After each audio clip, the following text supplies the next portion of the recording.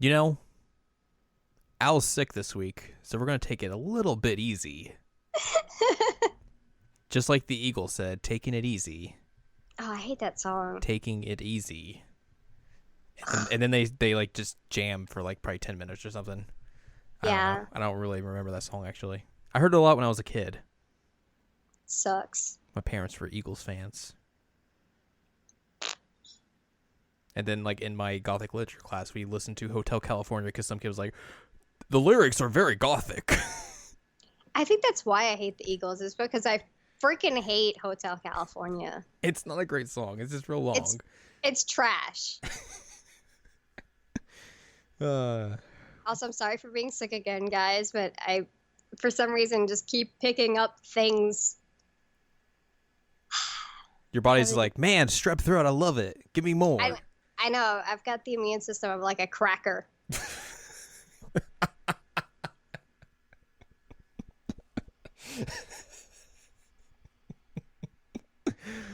Whoa, boy. Hello, welcome to the seasonal anime checkup OVA. It crushes under pressure, you know? Yeah. Or if it gets wet, it just becomes soggy and nasty. Sure. That's my immune system. I'm sorry, I threw you off. Oh, I don't know where I was going anyways with that. I think I was going to transition to the episode, but... I think you were going to introduce us. I think I was too. This is episode number 33 of your second favorite podcast on the internet. It's the place where we have conversations about anime, manga, and games. And when we talk about games, we don't bring on, like, crappy people to talk about them, so that's always cool. Anyways, hello, I'm Jared, joined as always by the sickest podcast co-host in the world of podcast. You can think of sickest in either way you want. Maybe like ill. That works in both ways as well. Either physically unwell or like someone who's really, really cool. That's Anne Ladyem. Hello. I think it's more like 75-25 that you're really cool, but also physically unwell. Yes.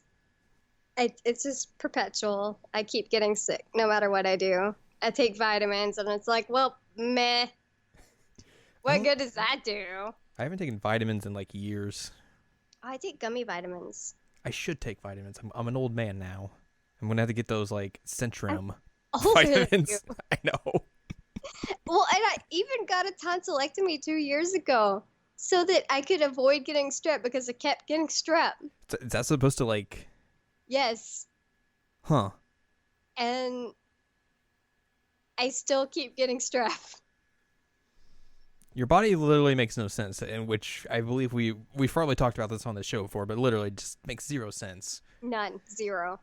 At all. Anyways, this is not the podcast where we're just going to talk about illnesses all day, because that would be not fun, probably. I mean, it depends on whose illnesses we're talking about. Mine are probably not that interesting, but there are some that are really, really fascinating. It's true. There's probably some we could be talking about like Trauma Team or something like that. Like, ooh, man, I love cutting people up with motion controls. Finding those like weird shark virus things. I had the DS game, and that game was hard. It was hard, but it's so fun. Trauma Center was great. Another fine game from your friends at Atlas. Anyways, we're not here to talk about any of those. We're 4 minutes in. We have yet to introduce our topic yet. That's real bad. No, it's wonderful. So, we're going to talk about a show and a manga that I remember singing the praises of when it came out in 2014. And basically, it's one of the few comedies, I think we kind of talked about this when we talked about Sakamoto, that it's a comedy that's just really good in a way that doesn't, like, beat you over the head with dumb jokes or, like, tries to skew into, like, real perverted jokes to try and make its humor. It's real good comedy in a genre that doesn't have a lot of real good comedy, I would say. But, of course, maybe that's just me and I have a weird sense of humor. That's completely possible. So, like, this show... Yeah. Weird sense of humor. Probably. I mean... Yeah. So basically, this show is like the one show I've always kind of like tried to recommend to people if like, you know, like they're just kind of getting into anime or like, you know, they want like a good comedy, like this is the show that I would go to. And like it's like now this and Sakamoto. You finally was able to read the first volume of the manga. I've tried to recommend it to you before, but your penchant for like watching anime isn't necessarily like the best, because like you don't really like go for it that often unless it really tickles your fancy. Yep. So you got me the first volume, and then you were like, I should probably get this myself, and you got it, and then you read it, and you're like, I should watch the anime. And I was like, yeah, you should, and you watched the anime. And we're going to talk about Gekkan Shoujo Nozaki-Kun, aka Monthly Girls Nozaki-Kun. Actually, there's more to the story about me getting you the manga. More to the story that meets the eye. It's like a transformer. It is. More than meets the eye. So you sent me your wish list. You sent me your wish list, and I was clicking through it. I'm like, that's a weird title. I want to go check this out. And I started reading through it. I'm like, this sounds amazing. I would be interested in reading this. So I'm reading more about it. I was like, okay, this is on his wish list. He has to have this, but also I have to have this. So I got it for you because I wanted it. And I thought it sounded like super, super cool and really funny. So I got my copy like almost the same time as you, if not the same time. I can't remember. Which I never realized until like you were showing me like your bookshelves after side story. Like you were cleaning out your bookshelves and selling some books and everything. And I saw it, I was like, wait, you got it too? Why haven't we talked about this?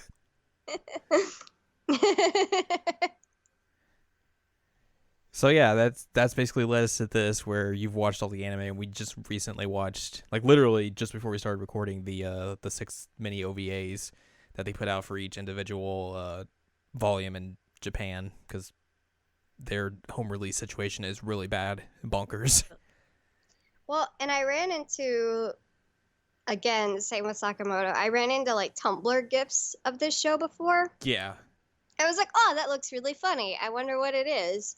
But never pursued like it. I have a really hard time getting into anime because a lot of times it's very long and convoluted, and I just don't have the time or patience to get involved in something like that. Just think of like all of the shows that I've got you into in the time we've known each other. It's how dumb they are. Sakamoto, this, Danganronpa 3, Yeah. JoJo. Yeah. Oh, and I guess Tsukigakure as well. So it's a wide spectrum of just weird. It is really, really wide. Interesting. Wow, that is. But keep in mind, the only one that's actually long is JoJo. Yeah. Because that's one of my really big things, is that I can't get into an anime that's supremely long and drawn out. It just drives me crazy. Which I guess it helps for JoJo that like it's split up into like a lot of different parts. And like each of those parts have like different characters and stories and all that sort of stuff. So it's not like any of the other like big long form like manga or anime, like a Dragon Ball, a One Piece or stuff like that. I mean, they all have like their arcs, but it's basically centralized around the same characters. Right. And one thing is, I like stories in general that are very character driven. And that's one thing that all these tend to have in common. Like, think about Sakamoto. That's a really big ensemble cast where everybody's extremely unique and interesting. Mm-hmm. Same with this. Everybody has very, very distinctive personalities. JoJo's Boy, do the same they. way. Yeah. So that's like my big hook, is that I love characters. The story, I don't want to say secondary, but if you can get me hooked in with a really great character, and especially if it's like an ensemble character cast, I'm all about it. And this one definitely, it hit right there on that. Like, everybody is amazing. It's why you love High School of the Dead. There's always an exception to the rule. I'm telling you, we talked about this. Episode 2. Go back and listen to it. If you watch it as satire, it's amazing. Yeah, it totally is. If you watch it for real, then you're like, oh God, this is horrible. This is trash. It is. So I'm gonna hit you with some facts about this show, 'cause that's what I It, do. So the manga dates back to 2011, which is pretty far back, and it's still currently ongoing, which makes it a little bit different than what Sakamoto had, where Sakamoto was an entire manga's run of 4 volumes, and they were able to fit all of that into the anime. This, has kind of the same problems that a lot of short one-season animes have that are based off of mangas, where they adapt a certain part of the manga, but then they have to end it, and you kind of are feeling left incomplete. And this one kind of skirts that a bit. They have their own anime ending, which we'll get to in a little bit. But obviously, with a comedy, you don't necessarily have to have like a complete story, I think. And it's just which the way this show is, like, it doesn't necessarily hurt it that you're missing, like, the rest of the story for right now. Because let's be honest, this show debuted in July of 2014, so it's going on 3 years now. And they've basically never said anything about making a second season of it, so I highly doubt they would. No. Which is a shame, because the show is fantastic. A huge shame. I would watch a second season, and I usually don't watch second seasons of things. And like, there's so much like even like good stuff they could do for a second season. Like, one of the characters they introduced like in around like the chapters 25 to 35 is Nozaki's brother, which you don't really see at all in the first season. I think he makes a brief cameo in the final episode, but that's it. In the final episode, yep. Yeah. And just like, there's just even more just wacky stuff that they go through in the manga that you could just build off of, continue like the weird paralleling or the weird storyline of Sakura trying to confess to Nozaki and just failing miserably each time. I think one of the things that I love about this, and Sakamoto has the same thing, actually JoJo does too. I'm sure you've picked this up about me. I don't know if any of the people who are listening have picked this up, but I'm sure you have. I love absurdity. Yeah.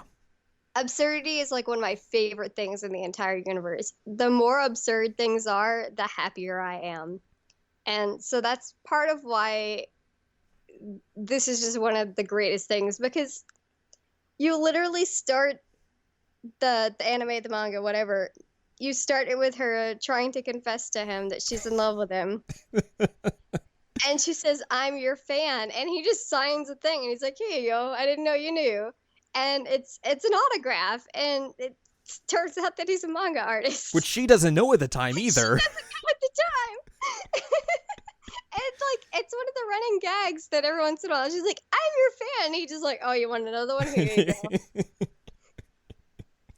It's so dumb. It's such a good way to start this. It's like, I'm finally gonna do it. I'm finally gonna confess. I'm gonna tell him that I love him. I'm your fan. And then he's like, "Oh, okay, here's my autograph." And then like, it's a running joke throughout the series that people will ask her like, "Oh, how are you doing with the person that you have a crush on?" And she's like, "Well, I got an autograph." And they're like, "Oh, honey, that's not going anywhere." Like, even from the description of the show, like, I'll read it for you here in a second. Like, you don't really get the sense that like this is going to be like a really ridiculous comedy. Like, you could read the plot summary and think this is going to be like a serious like shoujo. It's not. It's not. Here is the Wikipedia plot summary. High school student Chio Sakura has a crush on her schoolmate Umetaro Nozaki, but when she confesses her love to him, he mistakes her for a fan and gives her an autograph. When she says that she always wants to be with him, he invites her to his house and has her help on some drawings. Chio discovers that Nozaki is actually a renowned shoujo manga artist named Sakiko Yumino. She then agrees to be his assistant in order to get closer to him. As they work on his manga, Let's Fall in Love, they encounter other schoolmates who assist them or serve as inspirations for characters in the stories. Like, you could read that and think like, oh, this is going to be just a drama. Yeah, no, that doesn't sound at all. Like I said, it's an absurd comedy. Yeah. It's so funny. Like that just sounds like a regular. I mean, not that I'd be opposed to like a regular romance in that sense, but that's not what this is. It almost kind of does a disservice for the show, because you could read that and think like, oh, it's just another one of those. Like, it doesn't give you any idea of like the picture of exactly what the show is, which is just like we've been saying, ridiculous comedy. It's just like, oh, you just think she's gonna be his assistant, and that's how they're gonna fall in love and all this. But no, No, that's not even close to it. Like the other half of that episode is him trying to figure out a bike scene for his manga, and it's just them riding around on a tandem bicycle in ridiculous fashion. Like the later half of that episode really kind of sets up like, okay, this is what this show is, and it's very ridiculous and very fun. Well, and the entire time he's like, well, we have to consider what's legal because Yeah. he's saying, oh, we could ride on the bike together. And he's like, nope, not allowed. That's illegal. So what can we do? Tandem bikes. And then at one point, he's like, well, don't pedal because if you don't pedal, then it's more romantic. And then she's like, I feel useless. I can't do this. He's like, well, try and put your arms around my waist. But she's also extremely short. He's very tall. And she's like trying to reach on the tandem bike to get to his waist. And she can't reach him. And there's also another part where he's talking about like how it would work in the manga, and he comes up with like a 4-seater tandem. Yeah. He's like, they'll fight over the seats. Like it's such like a really dumb disconnect that like everyone like praises him because like he's this brand new shoujo manga artist, and everyone thinks like he knows about love and women and all that stuff, and he's just this really goofy high school student who has no experience with any of that sort of stuff. He's clueless, but somehow like just captured the world. But the show I think really opens up when you finally get to meet like the rest of the cast, which they start in episode 2 and then go onward. Mm-hmm. So like you first meet Mikashiba, who Nozaki is kind of like hyping up, like, oh, this is the person that like this is one of my friends, also the person that I based the main character of my manga off of. So she thinks like it's like this, wistful young woman that he knows, but no, it's just this dude who is popular, but it gets real awkward around when he's the center of attention. Yeah, he doesn't deal well with new people. And he kind of like defaults into this weird like playboy persona. But it's because he plays so many dating games. Yep. And so he just he has the shoujo like flowery scenes come up behind him and he glitters and all, but because that's what he does in the manga, or like that's how he works. Yeah. Yeah, that's what he does, but that like 2 seconds later he's like, oh no, I said that, didn't I? And then he's just like sad because he doesn't know how to get out of what he's just said to somebody. There's a really good gag, I don't know if it's in this episode or not, or later on, but like he's surrounded by a bunch of girls and like Sakura's just looking on and she gets a text and it's just like, help.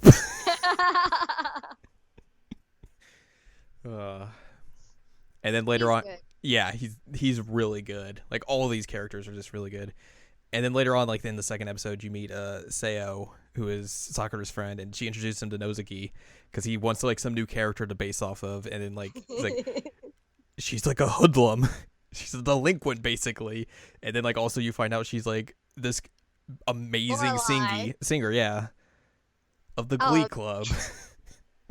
And it's so wonderful because she's like, you see her in multiple scenes and she's like beating up people on sporting events and just like gleefully laughing like it's the greatest thing that ever happened to her.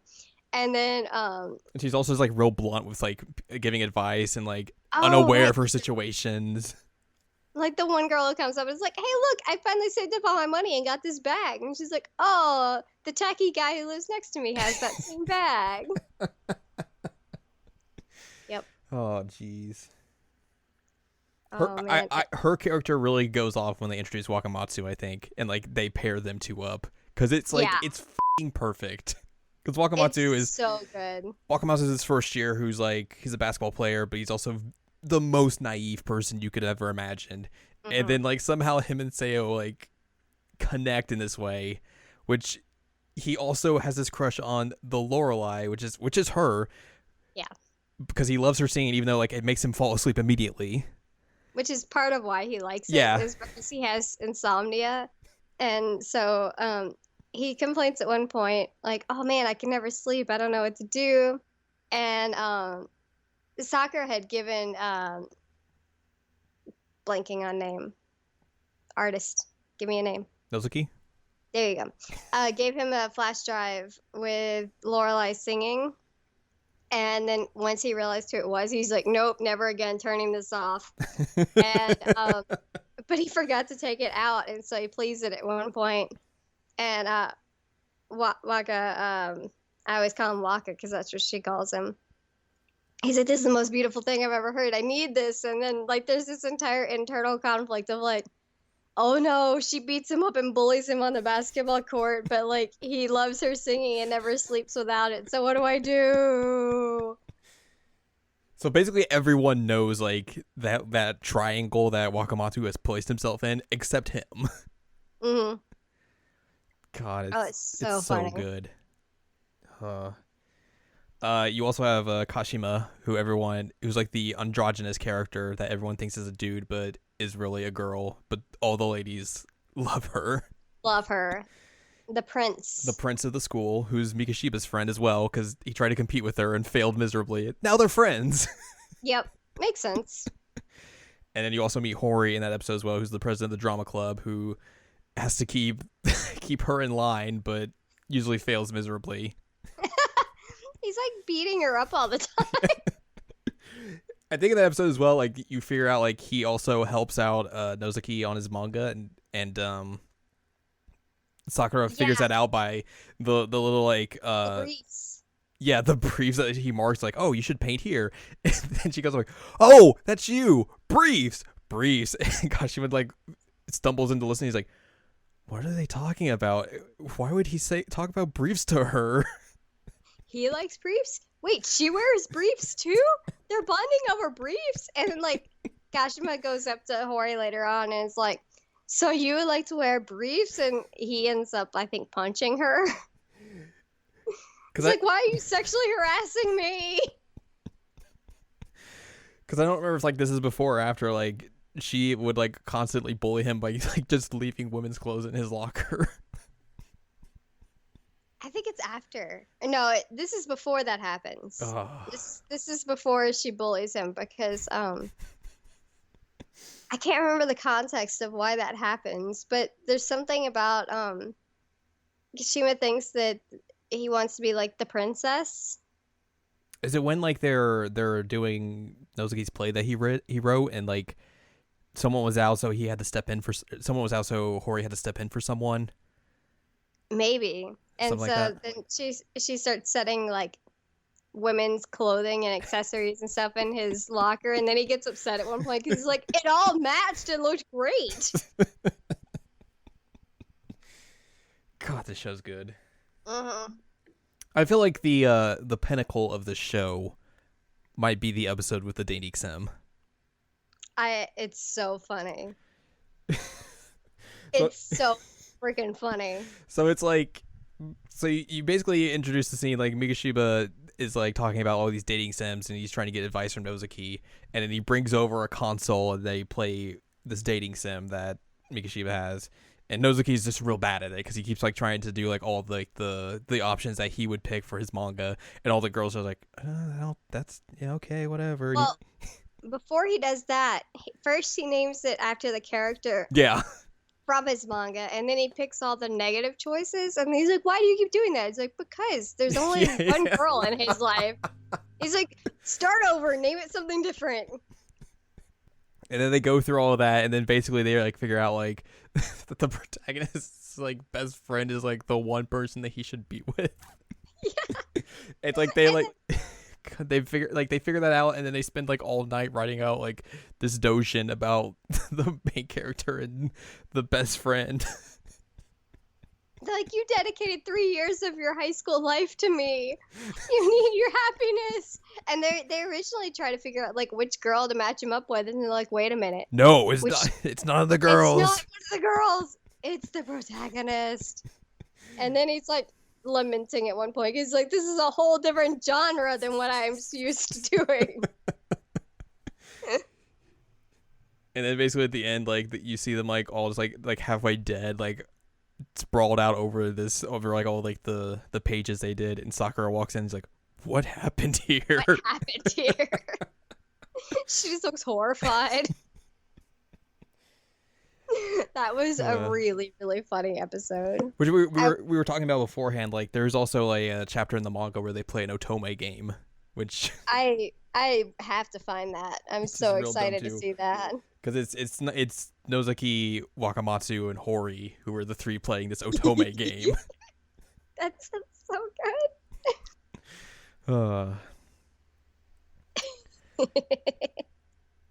also, you meet the editor of Nozaki's manga, Ken, And his old editor. and his old editor. Oh boy, Ken's just like this like super like just straight laced dude that Nozaki just admires because he's like he responds to me right away whenever I need anything. It's like, Ken, is this good? And it's like, yep. Yep. But then you also realize like his old editor was like kind of halfway crazy. He was like, you should put in this this mascot character here and in here and in here as well. Oh. Well, and he takes credit for all the ideas. Yeah. It's like, oh, I'm gonna do a spring issue special, and he's like, oh, that was my idea, wasn't it? And it's like, no, I asked you if I could do this, and you said yes. It was my idea, and so he's very upset that his ideas kept getting taken. So he would like cut out any of his specials at some point because he's like, he's gonna take my idea. It was so wonderful. And then there's the upstairs neighbor who is also an artist. Yeah. Who works with that editor, and she's the one with all the tanuki in her weird different genre manga. I can't even determine what genre she writes, but it varies every single time we see her. Mm-hmm. But always tanuki. And that gag just like continues in the manga as well, because like you'll randomly meet up with her as well, and it's always like, well, I gotta add this tanuki to this new thing I'm doing. And everyone's like, oh god, why? Get away from him. Like the murder mystery with a tanuki. Yes. And that editor is so bad because he he lost her manuscript at one point, and then he did the one thing with the website where he's like posing all these pictures, and she's like, oh look, my manuscript's in these pictures, and it's like his coffee's on top of it, and like he lost all of it and it's on the floor. And don't read his blog, it's not nice. It's just using pictures it of as him. a fan. Yeah. God. He's a bad editor. And Unless you like tanukis. I forget which episode it was, but there was the one episode where Nazuki was like, Nazaki, I don't remember. Anyway, he was like, I am not gonna like Ken. They were in a cafe and they didn't get along. I don't remember. Like, Nozaki was really, really defensive of all of his characters and thought that Ken was like going to change them, and then Ken was like, oh, hey, here's this detail about this one side character. He's like, you like my side characters? You read it? Was that like the flashback from like when they first met or something? Yeah. Okay, yeah. That makes more sense. I was like, did this happen later on? That seems weird. No, and so that's how he realized that he liked Ken, was he's like, he actually read and cared about my characters. And it's actually that Ken just like... It's good at his job. Yeah. Whereas the last guy sucks. Yeah. There's the episode where Mikashiba has to volunteer and become a model for the art club. Which, of course, for him, is really going to work. And then, like, Nozaki, I think, shows up as well during that as well. Like, he's like, I'm gonna draw as well. I want to get some reference points. And what's so funny about that is that, like, all the girls have him posing in, like, these really dramatic poses. And Sakura is like, I want you to pose as Nozaki drawing manga. And then, like, Nozaki comes in and he's like, this is a really boring pose. It's just, no, it's not. It's the greatest pose ever. And he ends up posing him as, like, basically, like, a harem protagonist. Yeah.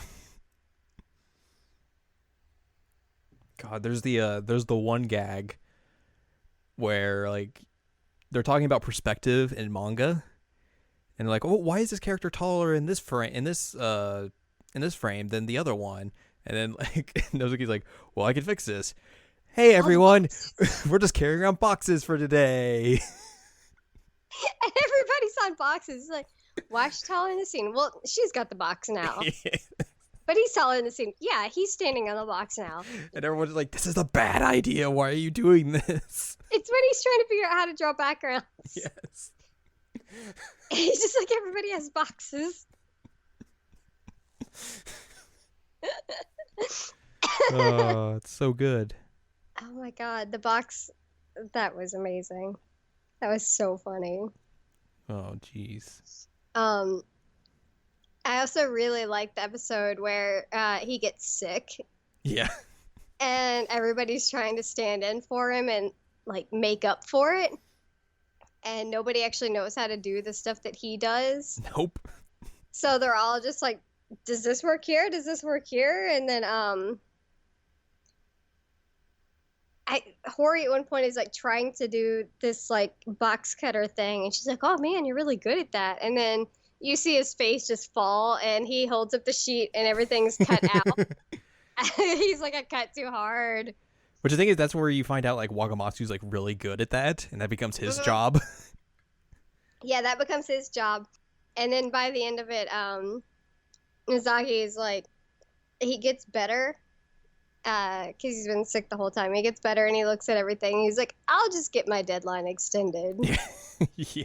Because, like, they tried to write the dialogue. They're like, what is she thinking in this scene? And he tries to go on this explanation of what she's thinking. And they're like, yeah, it's too long.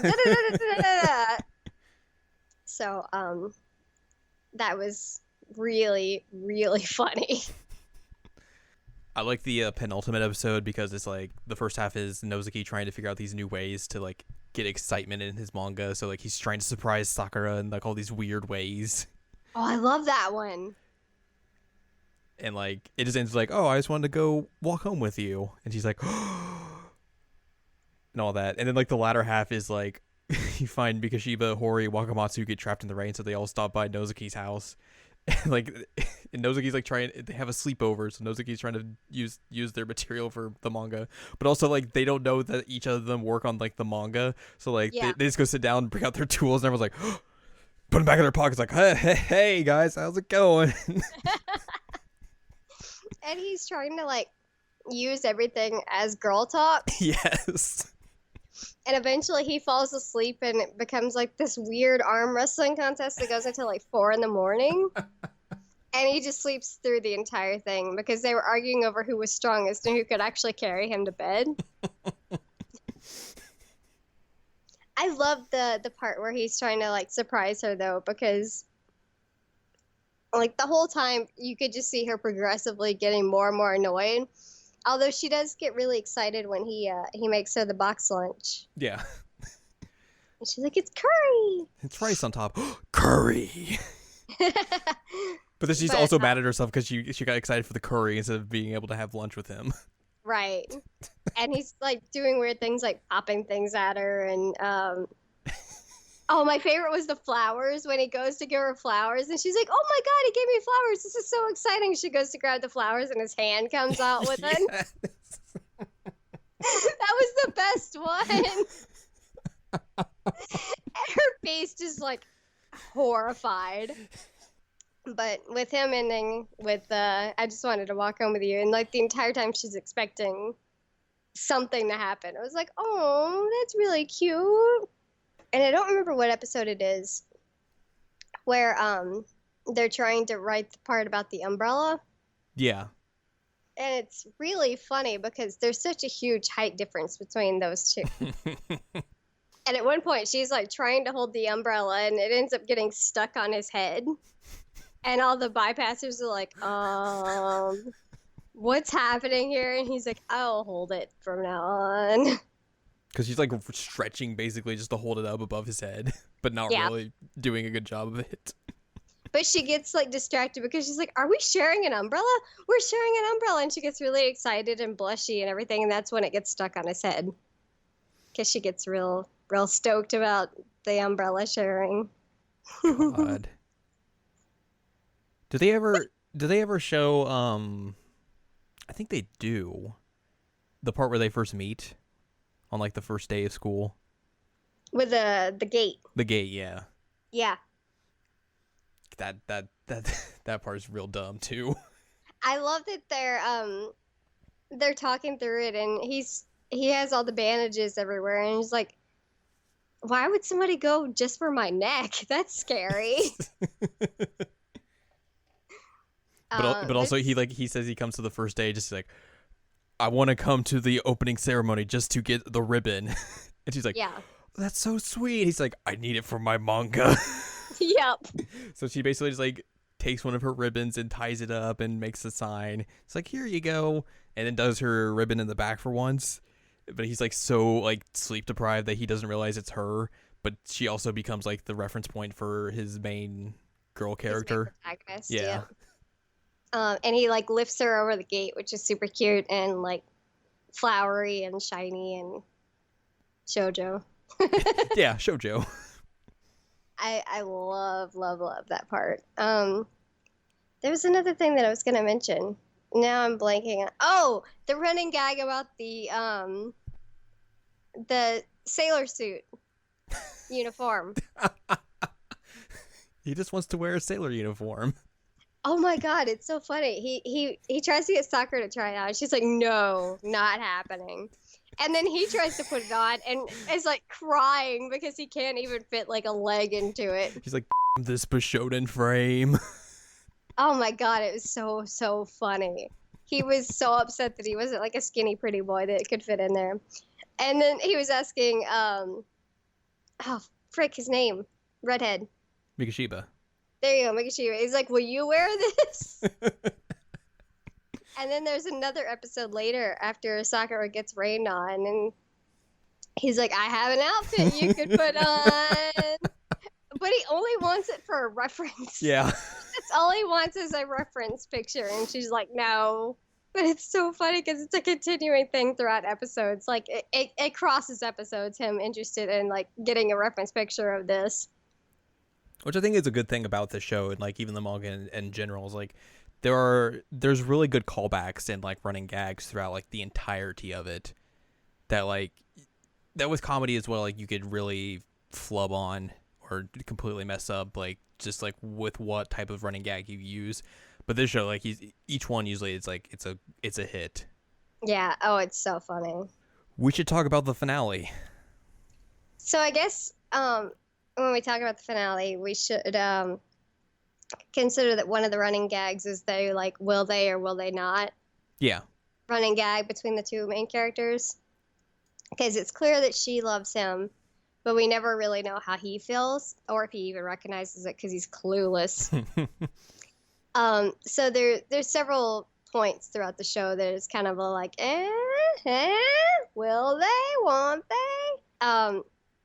The finale does this a couple times. Yep. Yeah. And it makes the romantic heart in me just kind of explode a little bit. Because I want something to happen so bad, but then I know that nothing's going to happen because that's the joke. Which basically, like we said, the manga's still ongoing. That stuff is still ongoing as well. So, like... Oh, I bet. That's another, I guess you could say it's a running gag, but yeah, they're still going real strong with that. So basically, like, the crux of this episode is, like, they have a festival. Festival. It's a festival episode, which I think is the latter half of it. She looks so cute. Yeah. I think this is also where, like, she talks about where they first meet and everything and all that jazz. Yep. So they go to this festival, like, everyone's there hanging out. You see Seo and Kashima together, which Wakamatsu's like, she has a boyfriend! Boyfriend? Mikashiba's in, like, the male version of a yukata. Yeah, and he's out the there only with one. the capsule machine collecting his little, like, anime figurines. Hori's there as well. He was, like, at one point taking reference pictures for Nozaki, and then Kashima shows up. He's like, stay right there. I need this picture. That was so funny because she thought that he fell, so she was offering a hand to, like, help him. And he's like, stay there. And then eventually, like, Sakura and Nozaki, like, they meet up and, like, they go walking around. There's a scene where she buys, like, an apple and he takes a bite out of it, and she's like, my That's heart. just like, will they, won't they? Yeah. Because he kind of like leans in, and you're Mhm. like, he's just biting that. Okay. So that part right there, as we were talking about before we started recording, that's where the manga chapter ends, and then that's it for that story, that part of the story. Biting the apple. Yeah, that's where that chapter ends. The anime goes a little bit further because obviously you need a way to wrap this up, and it would be kind of hard with a comedy to like figure out a way to wrap it up. But I think they did a good job of how they did it. So basically, the two of them go off and they find a spot and they watch the fireworks. That's what you do at the end of the festival.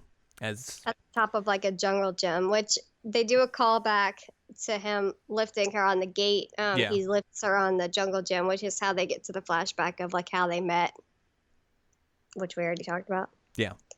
So like they have like this intimate moment, and he's like, oh, this is gonna be it. This is it. Finally gonna get it. And she even is like having an internal monologue, and she says something to the effect of like, "I'll never be able to tell you that I love you," but she says the like "love you" part out loud. Mm-hmm. And then you get like credits. Well, no, No, actually, he turns to her and he's like, turns to her and leans and whispers, but you can't see what he says. yeah. Then you get which at that point I was like, oh, they're gonna do it, yeah. And then like you come back from credits, and he's like, yeah, I agree. I love fireworks too. I love fireworks too. She's just like, no. Break my heart. But I feel like it would have been hard to like find a good way to end the show, just because of how the way the anime industry runs. Like, you're probably not going to see another season of this, like we said at the offset of this episode. So like using that as the ending for it, I think really plays into like the comedy of the show itself, and also and it's also just like a good gag to end the show with. Right. It totally fits the tone of the show, and it fits all the gags that have been going on. Like, it fits perfectly. It was just, you got my text message afterwards, and it was just me capitalized yelling, "I love fireworks." Yep. I love fireworks. Because I'm like, I want them to be in love and happy. Because I think we talked about it before you started the show, because you were like, well, how's this going to end? And I was like, well, they have their own ending for this because the manga's still going on.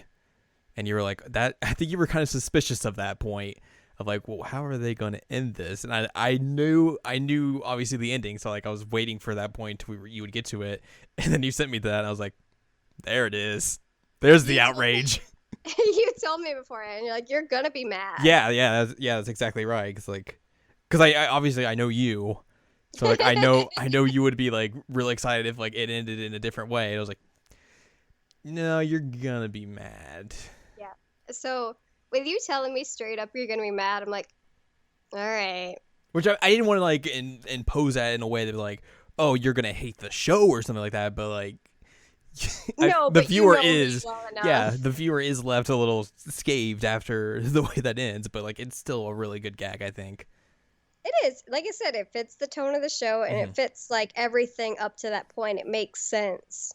Yeah, 100%. And like, I hope eventually in the manga they wrap it up with them being together.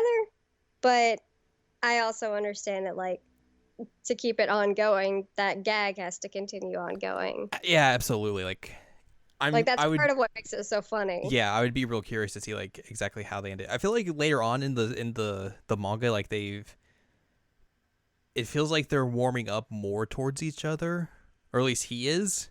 Yeah, because there's hints that he cares about her now, because he's got the whole like he makes her the box lunch, and he says, I just wanted to walk home with you, and that kind of thing. And the fact that he even goes alone with her, like to go watch the fireworks, I think is a pretty good indicator. Yeah. But we don't have like an explicit, yes, I have a crush on her. And even like some of the other characters hint at him like, hey, do you have an idea? Like, what about Sakura? And I think at one point she even shuts it down like, nope, we're not talking about that. But even then, he would just be like, well, in terms of my manga, this is be the way I would see her. Right, exactly. This is real dumb.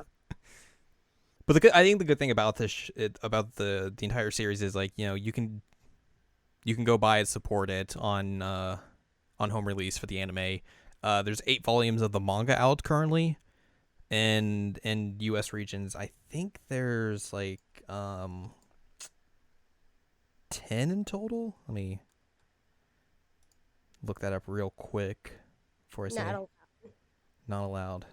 Not allowed. Loki says no. This is 9. 9. Okay, so we're not that far behind. But the Japanese one, it hasn't been released in Japan apparently. I don't know. Don't ask me. I don't know things. I'm not asking you. How dare you? But yeah, like it's very easy to follow along. I mean, getting you 8 volumes upwards will get you to where does volume 8 leave off with? Chapter 80, which if I look at my manga app, which is how I read it weekly, or not weekly, monthly, I think, it's up to 87. So like that's not that far behind. Yeah, no, it's not at all. In terms of like scanlation. So yeah, it's very easy to follow along. Like the manga volumes themselves aren't that expensive, I don't think. No. Which really helps as well. And hey, you can say it's a thing that you like from Square Enix, because Square Enix publishes it. You could have left that out. Hey, if there's one thing Square Enix is good at, I think it's probably their manga department, because like some of the stuff they put out is actually pretty decent. Probably because Nomura has no touching on it. Yeah, thank God. He can't put his weird grubby paws on it. Ugh. Yet. Freaking. Don't even suggest that man get anywhere near the only good thing that they create that is like theirs. I mean, you have to think as well though, like the one of the magazines that Square Enix, or perhaps Enix at one point, had Full Metal Alchemist in it. So like I think it's a little bit different than their gaming department in a slight way. Yeah, their gaming department can just... At least the Final Fantasy side. Yeah. Okay, yeah. Well, they got rid of some of your favorite stuff, so... Exactly. Basically anything that is Final Fantasy or Final Fantasy Kingdom Hearts related can just be set into a dumpster and pushed off into the ocean. Bye! Bye! Maybe set it on fire first. That way... none of the mer people that are in the ocean are subjected to it as well.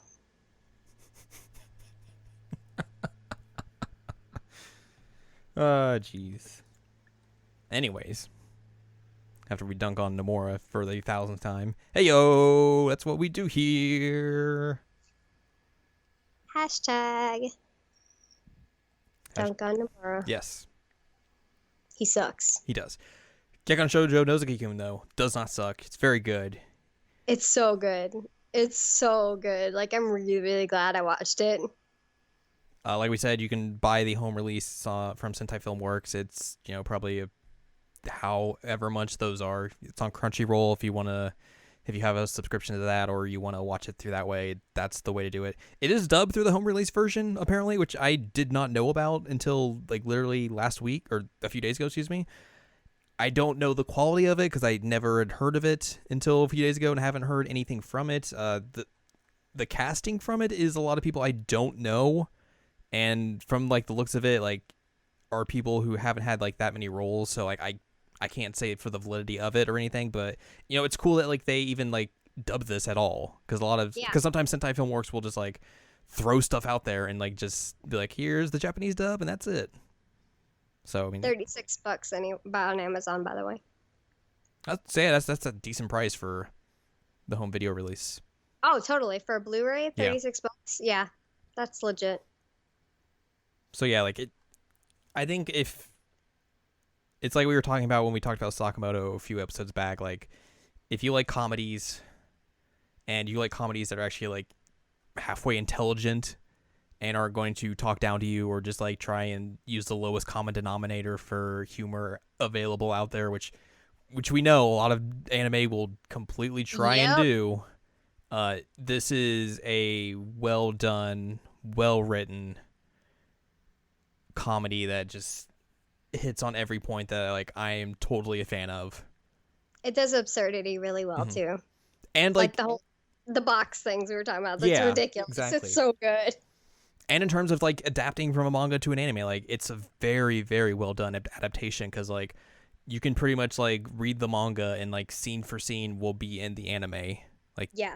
Like there are some parts like I think if you're reading the manga in sequential order, like there are chapters they cut out from the anime. Like there's some I think like we said earlier, like Nozaki's brother gets introduced pretty early, but they don't introduce him in the anime.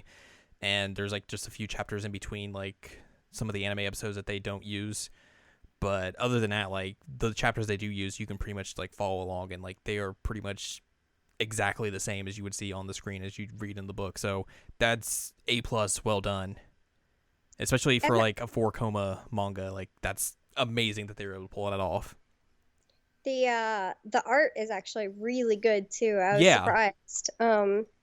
Which I guess if you're a manga anime, you'd hope so, but there weren't any real like dips in quality in the art at any point, and it looked really, really great throughout. I was very happy with that. On both sides as well, like for the manga and the anime too. And I think like another cool thing is like it'll kind of teach you about the manga industry in a way that like you necessarily might not know about.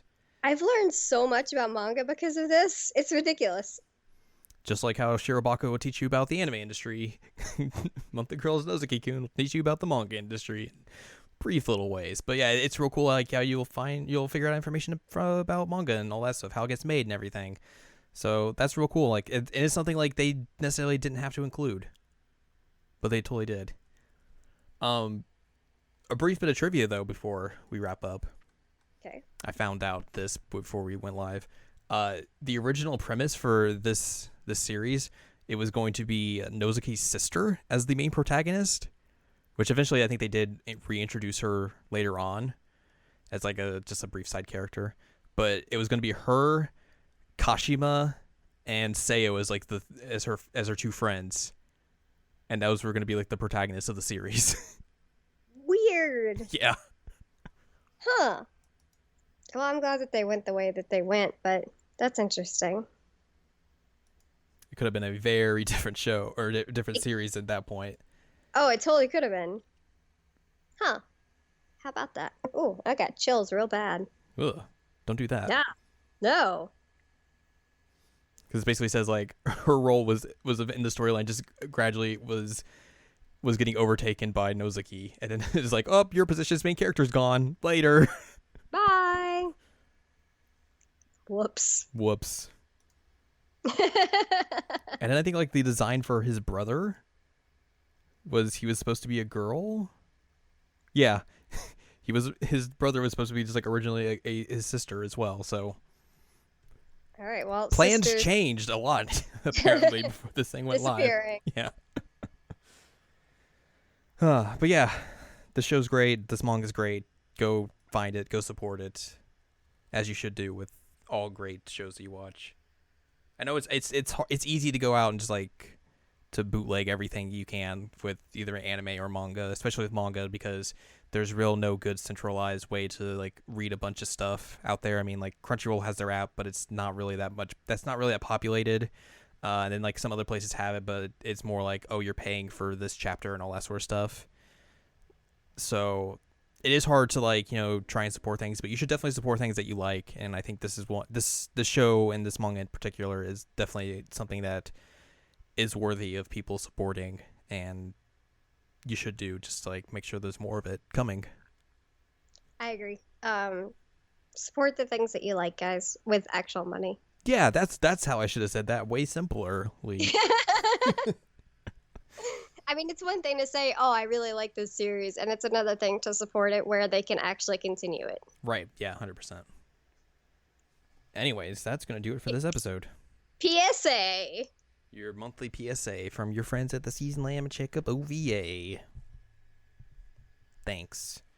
Boop. For more information, you can check out seasonanimecheckup.com or sac.cool, where you can find previous episodes of this very podcast, where you can go back and listen to some of the episodes we talked about in this very show, like the High School of the Dead episode, the Sakamoto episode, and then just there's a good catalog of 32 other episodes you can listen to, counting those two, because then that would mess the count up. You totally should. There's other writings and stuff up there. I feel like I'm going to try to have something up there by the time this episode goes up, like beforehand. So hopefully that's up by the time this episode goes up. And this is a way for me to kick myself in the butt to write something. Nice. I just shame myself. Just past me, shame future self. There you go. I won't have anything on my website because I'm finishing my internship. Yeah. But for more from Anne Ladyem, go to anneladyem.com. And I will plug something of yours, which I think is on your site. Which one? There was a trailer just recently that came out for It is on my website. The awful Ready Player One. And if you want to read a breakdown of why that book is a terrible mess, you can read that at anneladyem.com. It's under my review section. So go there.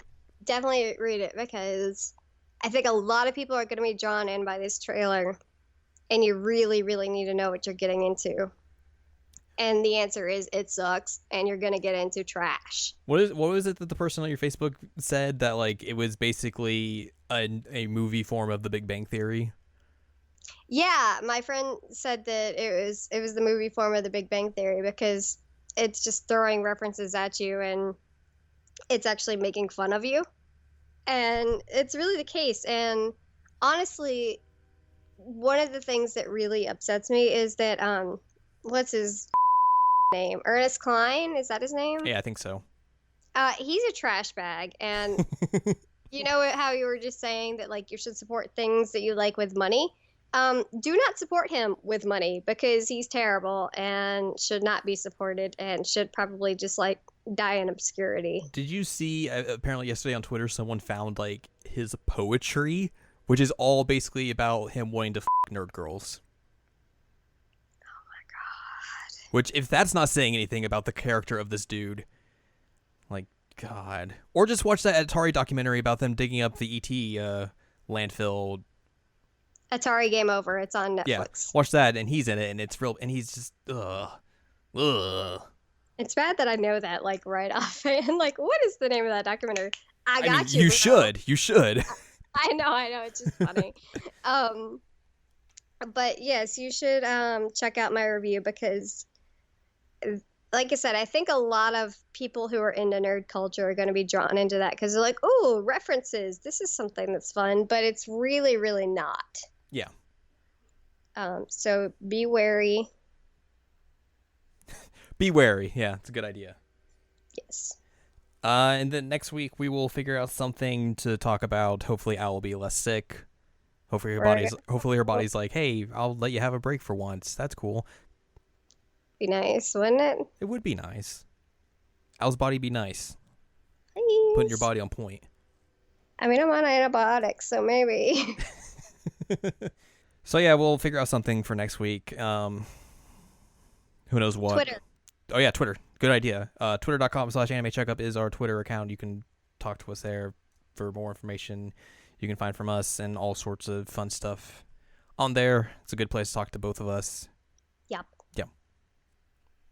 I'm gonna go and try and get better. I'm gonna go. I don't know. Play Splatoon 2.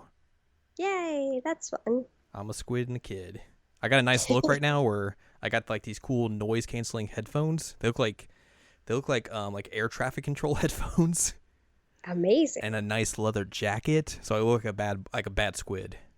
Oh my god, you're a bad boy squid. I'm in a motorcycle gang apparently. Like it's allegedly because there's something on the back of the jacket. You're a pool shark squid. Oh yeah, I like the sound of that. Yeah. I'm gonna write that in the fake meverse. I found someone in the fake meverse who had something that said something on the fake meverse. And I'm like, whoa, buddy, you're gonna get reported. Yikes. Anyways. So many yikes. Tune in next week for something cool from us. Your friendly pals at the Seasonal Anime Checkup OVA, your number 2 favorite podcast on the internet.